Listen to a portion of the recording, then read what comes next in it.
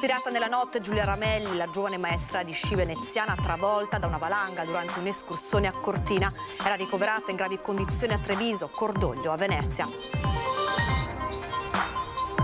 Alla scuola di sci Cortina, in tutto l'ambiente sportivo invernale bellunese, Giulia Ramelli era molto conosciuta, il ricordo commosso del suo istruttore al corso per maestri di sci.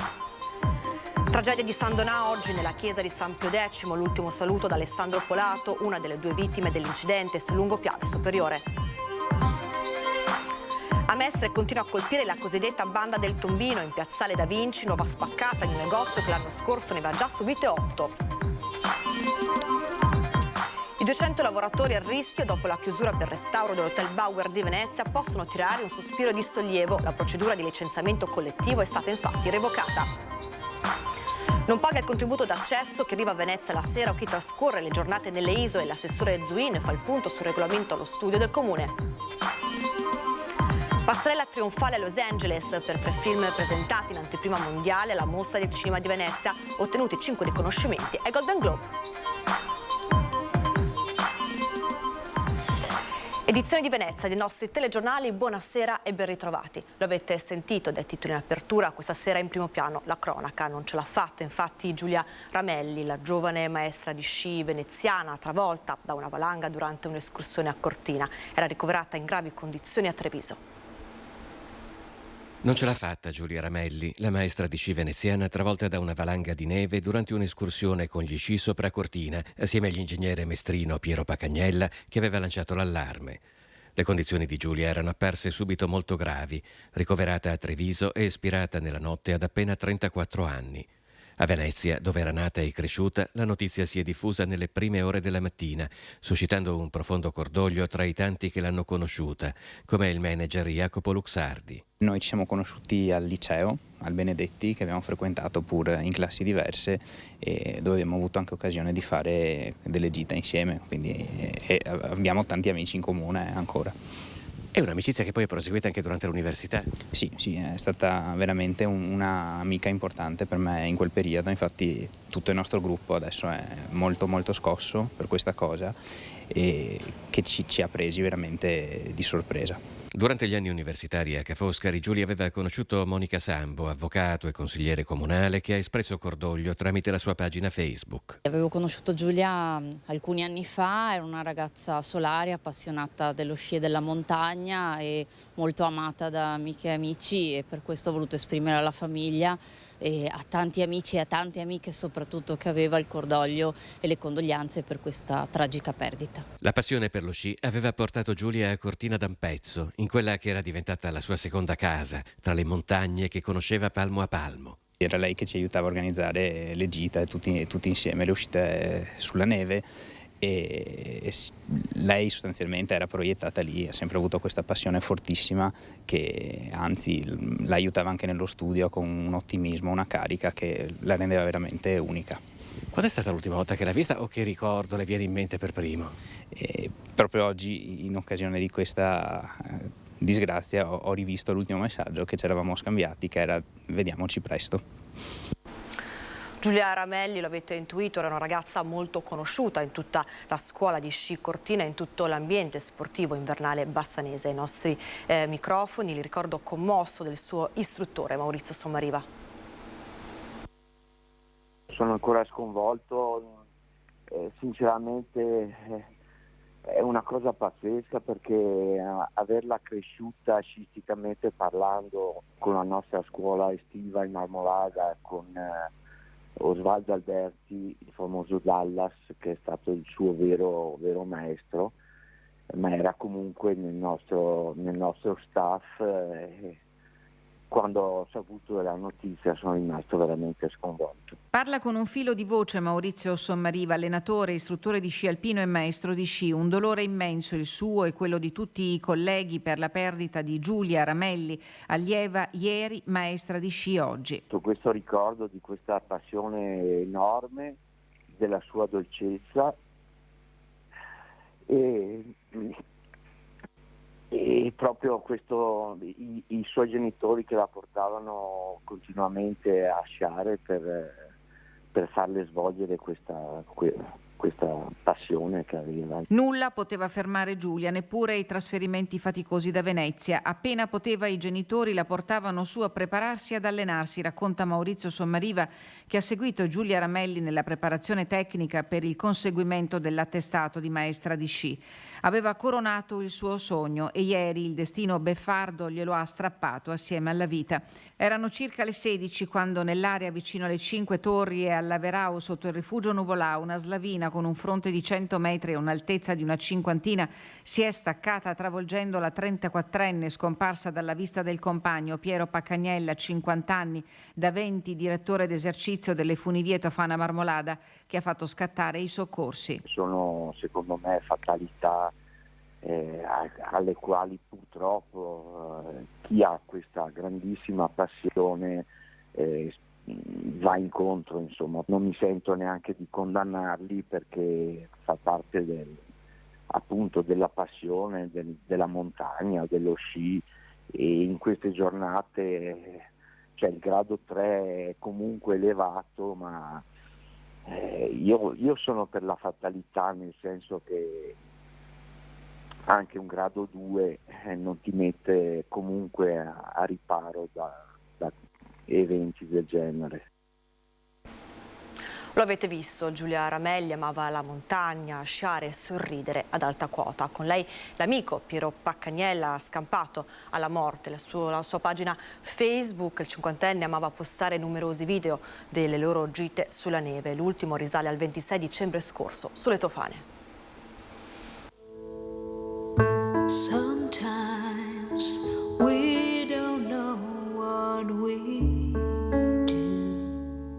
Sorridono in cima ad una vetta, quell'amore per l'alta quota, quella passione di sciare liberi fra le montagne. Tutto questo ha unito ancor più Giulia e Piero. Qui sono sulle Tofane il 26 dicembre.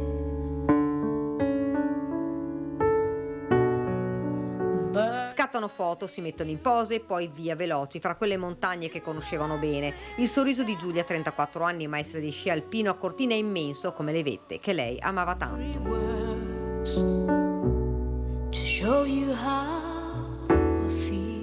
Tante avventure, luoghi, sogni. Piero e Giulia immortalavano quei momenti di vita felice, quei momenti unici, indelebili. Su quelle montagne rimane quella felicità spezzata troppo presto, rimangono quei ricordi che queste vette continueranno a conservare.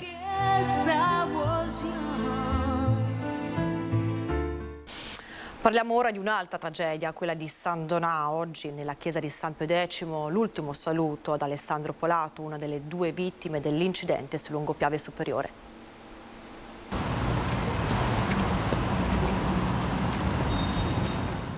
Gli amici, gli scout che lui amava tanto e i genitori, mamma Antonella e papà Claudio, stretti in un abbraccio immenso, gli occhi che non lasciano quella bara coperta di fiori. Accanto il fratello di Alessandro. 23 anni, tanti sogni, l'inizio di un lavoro e di una vita da scoprire, ma tutto si è infranto lungo quella strada a San Donà. Tante domande, troppe, a cui nessuno potrà mai dare una risposta, spiega il parroco nell'omelia, ricordando chi era Alessandro. Resta un fatto. Alessandro non c'è più, mancherà la sua presenza silenziosa, sensibile, attenta, mancheranno i suoi gesti di amicizia, mancherà il suo servizio gioioso all'interno degli scout. Lutto cittadino a San Donà, nella giornata del dolore. Nella chiesa di San Pio X tanti giovani, tante persone, i volti rigati dalle lacrime. Generosa e altruista, così lo descrivono. Penso anche al tesoro della gioia e della voglia di vivere di Alessandro, della cordialità, dell'amore tradotto in gesti di attenzione agli altri, degli organi che i familiari hanno deciso di donare, senz'altro in sintonia con quello che avrebbe desiderato anche lui. Poi il pensiero all'altra vittima di questa tragedia, Maria Chiara, e agli amici che con loro erano in auto in quel tragico momento. Stringiamoci attorno a questi nostri amici che soffrono profondamente, ma anche stringiamoci attorno ai genitori e parenti di Maria Chiara, che ha intrapreso il viaggio verso il Signore insieme con Alessandro. Stringiamoci anche attorno agli amici che erano con loro E poiché non possiamo certo consolarli con le parole, facciamolo con la nostra vicinanza silenziosa.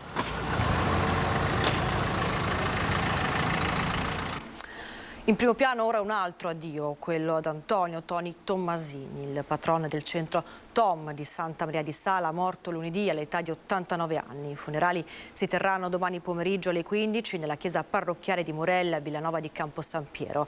Un grande capitano d'impresa, il saluto questo del sindaco di Villanova di Campo San Piero, Cristian Bottaro. Dopo la vendita nel 2016 di quello che era stato negli anni 70 il primo centro commerciale dedicato all'abbigliamento di tutta la zona, Tommasini aveva assistito prima al fallimento dell'attività e poi alla ripartenza dello scorso autunno grazie all'intervento del gruppo vicentino Nico. E con la cronaca ci spostiamo invece a Mestre, nonna spaccata della banda del Tombino nello stesso negozio in piazzale Leonardo da Vinci. Sentite.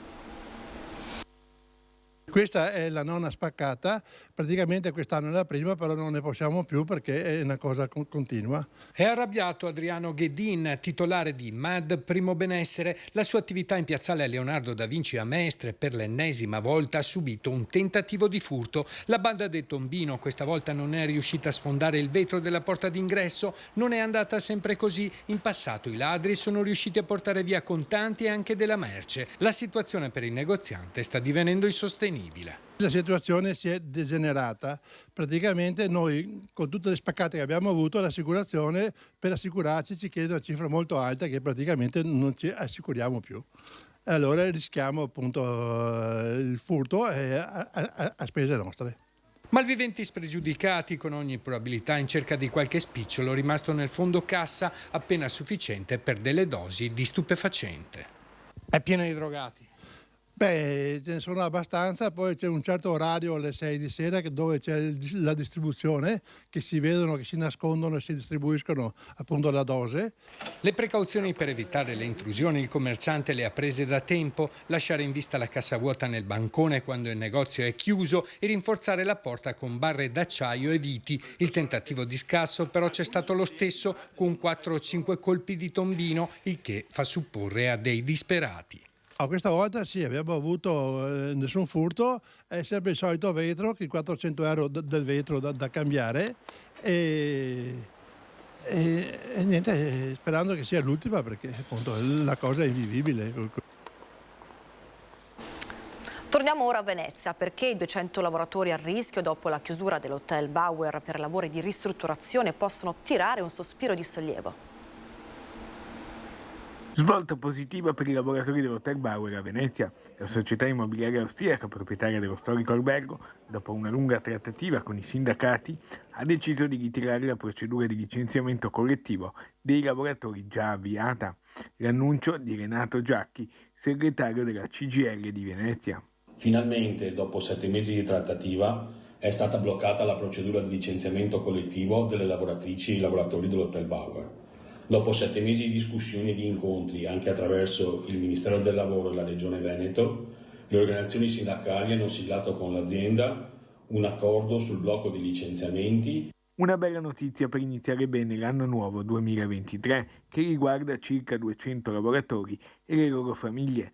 Tra questi ci sono quelli assunti a tempo indeterminato e i lavoratori stagionali, molti dei quali però inseriti nella struttura da decenni.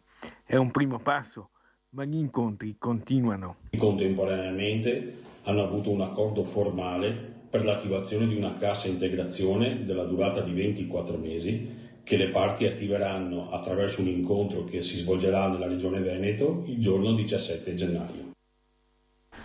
E a proposito di lavoratori, al congresso della CGIL di Venezia è stato eletto il segretario generale della Camera del Lavoro, è Daniele Giordano. Con l'87% dei voti in suo favore, Daniele Giordano è il nuovo segretario generale della Camera del Lavoro Metropolitana di Venezia. Molte le lotte da fare e le sfide che abbiamo da affrontare, ha detto Giordano in assemblea a Mestre, forte della sua relazione programmatica che ha evidenziato come il mercato del lavoro nel territorio veneziano sia fortemente precario, ricordando con i dati di ANPAL e Unioncamere la diffusione di contratti a tempo determinato in tutti i settori e la bassa qualificazione delle proposte di lavoro. La situazione oggi è grave perché c'è un sistema produttivo che produce grande precarietà. La maggioranza delle nuove assunzioni anche quest'anno saranno contratti a termine, contratti precari. Noi invece abbiamo bisogno di offrire ai giovani opportunità di lavoro stabile, di un futuro, perché non se ne vadano da questo territorio. Abbiamo una sanità in grande difficoltà, non solo per le vicende legate ai medici di base che abbiamo visto e letto tutti, ma anche le strutture ospedaliere sono in grande sofferenza. Manca personale, sono sempre di più i cittadini, i pensionati, le pensionate che si rivolgono al sindacato per dire che non hanno le prestazioni nei tempi dovuti. Noi dobbiamo impegnarci per creare subito le condizioni per un cambio del modello di sviluppo. Dobbiamo costruire lavoro di qualità che non sia precario, lavoro per i giovani e mettere in campo una discussione seria e forte sul nostro sistema sociosanitario. Noi abbiamo bisogno anche a Venezia una sanità di qualità che risponda in tempi adeguati ai bisogni dei cittadini. Torniamo ora a parlare del contributo d'accesso per regolare il turismo a Venezia. Ci sono novità.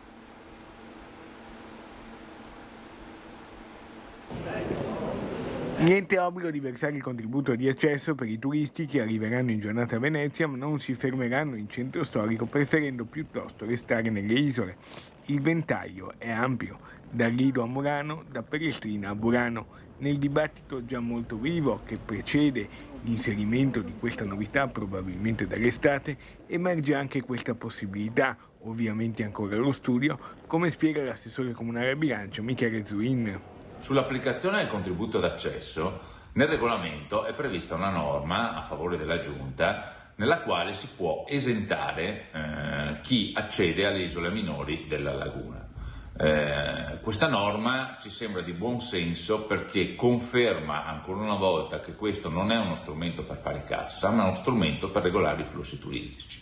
Basterà teoricamente un'autocertificazione per ottenere l'esenzione, tuttavia chi ne usufruirà non dovrà poi fermarsi in piazza San Marco o negli altri luoghi del centro storico, pena una multa molto salata, ben più alta del costo del reale contributo di accesso.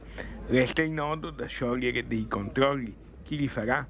Per lo stesso principio poi chi arriverà a Venezia di sera dopo una certa ora avrà delle agevolazioni. L'assessore fa anche un esempio. Chi da Chioggia vuole andare a Pellestrina o al Lido di Venezia senza accedere al centro storico, essendo queste due isole che non hanno sicuramente problemi di flussi turistici, la Giunta può esentarli dal contributo d'accesso. Quindi questo regolamento conferma ancora una volta la necessità e la voglia di questa Giunta e di questa amministrazione di regolare i flussi turistici. E dopo la seconda giornata di sciopero al porto di Venezia pare accelerarsi la trattativa per il rinnovo del contratto integrativo aziendale, ma un secondo sciopero è già alle porte. La quasi totalità dei dipendenti dell'autorità di sistema portuale del Mar Adriatico settentrionale ha aderito ieri al secondo della serie di scioperi proclamati a dicembre per il mancato rinnovo del contratto integrativo aziendale scaduto nel 2018. I prossimi scioperi sono fissati per il 18 e il 25 gennaio e per l'1 e l'8 febbraio. Il presidente dell'autorità portuale, Fulvio Lino Di Blasio, si è augurato una rapida individuazione di una soluzione idonea e risolutiva dell'interesse dei lavoratori e del porto, ricordando anche che da alcuni giorni l'ente ha già formalmente comunicato ai sindacati la ripresa del confronto per il rinnovo del contratto aziendale dei dipendenti. I lavoratori ne hanno preso atto, condividendo in un comunicato l'obiettivo di concludere la trattativa entro gennaio, ma constatando anche che ad oggi non sono arrivati segnali concreti necessari a dare concretezza alla trattativa, come ad esempio la quantificazione delle risorse che il porto intende impegnare. Ed è via libera dal Ministero dell'Ambiente e della Sicurezza Energetica che ha autorizzato l'interramento della rete elettrica tra Dolo e Camin.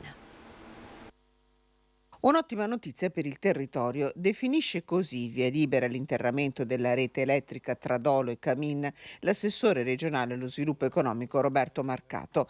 Il via libera è arrivato con decreto dal Ministero dell'Ambiente e della Sicurezza Energetica. Si tratta di una delle opere di sviluppo della rete elettrica regionale prevista dal protocollo d'intesa sottoscritto tra Terna e Regione Veneto nel 2019. Terna ha previsto per i lavori un investimento di 130 milioni di euro per la realizzazione di un nuovo elettrodotto in cavo interrato a 380 kV della lunghezza di 16,5 km. Saranno così demoliti 32 km di elettrodotti aerei esistenti e smaltiti 123 tralicci, liberando circa 95 ettari di territorio. Nel progetto sono coinvolti i comuni di Dolo, Camponogara, Stra, Fossò e Vigonovo in provincia di Venezia, Saonara e Padova nel territorio euganeo. Un'opera che favorirà sia la gestione in sicurezza degli scambi di energia tra le due province, sia la riduzione di perdite di rete con il conseguente efficientamento del servizio di trasmissione dell'energia. Al termine della progettazione partiranno i lavori che coinvolgeranno 20 imprese e 200 tra operai e tecnici. A Mestre la questura ha ricordato con una cerimonia commemorativa il sovrintendente della Polizia di Stato Antonio Lippiello nel 23° anniversario della sua scomparsa. Lippiello morì in un incidente nel corso di un'operazione contro dei trafficanti di droga il 7 gennaio del 2000 a soli 37 anni. Cambiamo ora pagina, parliamo del Festival del Cinema di Venezia, passerella trionfale per 3 film presentati. Sentite. E la cerimonia è tornata alla grande dopo 2 anni di sofferenza e di boicottaggio contro l'associazione per le accuse di scarsa rappresentatività e inclusione nei confronti delle minoranze. Invece la maggior parte dei candidati ai premi si sono presentati puntuali all'appuntamento, affollando il tappeto rosso con mise veramente fantastiche da vecchi tempi. Sono ben 5 i Golden Globe ottenuti dai film della 79esima Mostra Internazionale d'Arte Cinematografica di Venezia a Los Angeles. Il commento per noi del direttore del festival, Alberto Barbera. Ancora una volta la mostra del cinema ne esce a testa alta perché 5 dei premi principali sono andati a 2 film presentati all'ultima mostra del cinema di Venezia, in particolare a Cate Blanchett per Tar di Todd Field e al film di Martin McDonagh, Gli spiriti dell'isola, che tra l'altro uscirà nelle nostre sale fra qualche settimana. Parte così la corsa verso l'Oscar di molti film presentati in anteprima mondiale in Laguna. Ancora una volta, molto probabilmente, ci sarà un po' di Venezia sul tappeto rosso di Hollywood al momento della premiazione più prestigiosa, più attesa, più seguita al mondo. Da Venezia è tutto, vi lasciamo ora alle previsioni meteo, grazie per averci seguito, buonasera a tutti.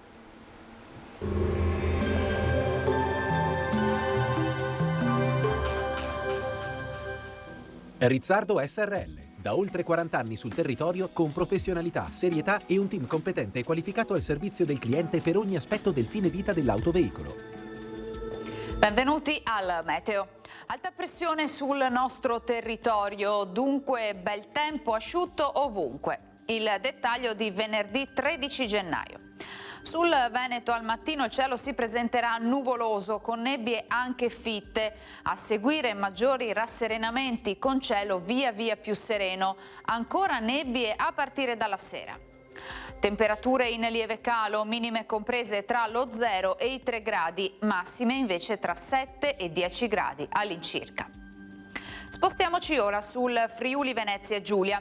Anche qui avremo nubi basse, inizialmente con cielo anche coperto, più sole invece con il passare delle ore. Temperature minime tra 4 e 6 gradi, massime sui 9-10 gradi. Infine diamo uno sguardo al Trentino o Alto Adige. Avremo tratti soleggiati intervallati da annuvolamenti anche intensi. Temperature minime intorno a 1-1 grado, massime sui 10 gradi all'incirca. Dal meteo per ora è tutto, vi auguro un buon proseguimento in nostra compagnia.